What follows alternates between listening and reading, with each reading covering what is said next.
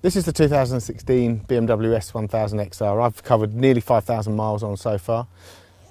It's my MCN long-term test bike. I really enjoy the bike. I remember seeing the first spy shots of this testing at the BMW test track in about 2012 and just thought the combination of an S1000RR superbike engine in a more upright kind of adventure bike for the road style was something that was deeply attractive to me. I have to say, I love the bike. I really genuinely do. There's not many bikes, apart from maybe the Multistrada 1200 Ducati, which does the same thing as far as I'm concerned. I just love it. It's great, but it's not been plain sailing, let's face facts, so far. I've had a couple of reliability issues with this bike. The first one was the key, or actually the ignition barrel failed, so I couldn't get it off steering lock, which I can tell you, if you've ever tried to push a bike into the back of a van with a steering lock engaged, is something I don't recommend unless you really enjoy having a hernia.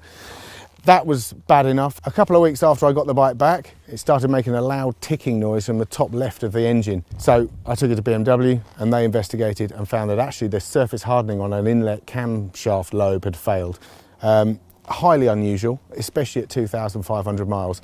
It's so unusual to see a modern bike fail like that. That was fixed.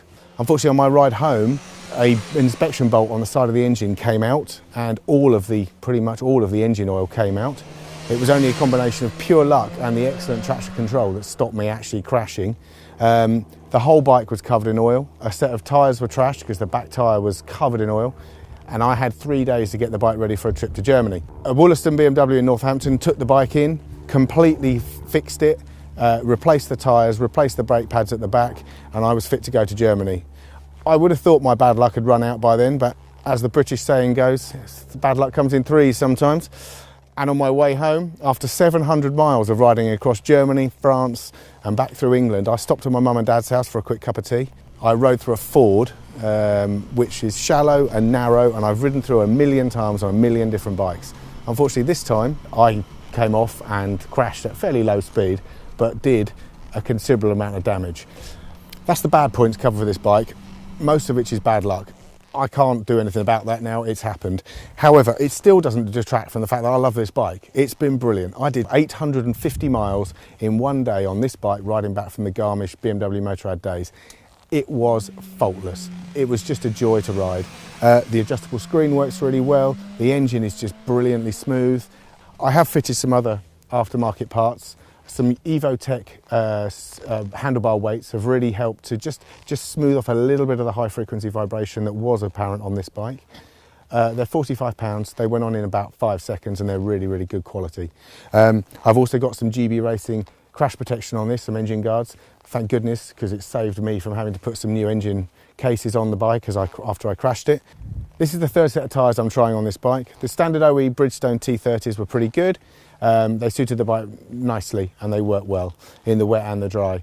The second set was a set of Dunlop Road Smart 3s, which were brand new at the time, and they were absolutely excellent. Really enjoyed it. They had a softer, more supple feel than the Bridgestones and worked really well. Right now, I've only had them on about 4 days, but some Roadtech 01 Metzlers, and they're really lovely. I've ridden in wet and dry. They suit the bike really nicely. They've got a really lovely soft feel, and they seem to grip really, really well. Despite the irritation of the problems I've had with this bike, it hasn't really tainted my like of this bike, which I know sounds weird to a lot of people. It's £17,000 this bike, and it's a lot of money to pay for a bike that's gone wrong, but it's been great. It's been fantastic. There's a couple of problems with it. The gearing's too short, the heated grips aren't hot enough, but again, they're little problems. This is BMW's third best-selling bike in the world now, and it's only behind the R1200 GS and GS Adventure. And I can see why. It's kind of offering most things to most people that they want from a bike that's fast with 160 horsepower. It's got great brakes. The semi-active suspension works really well.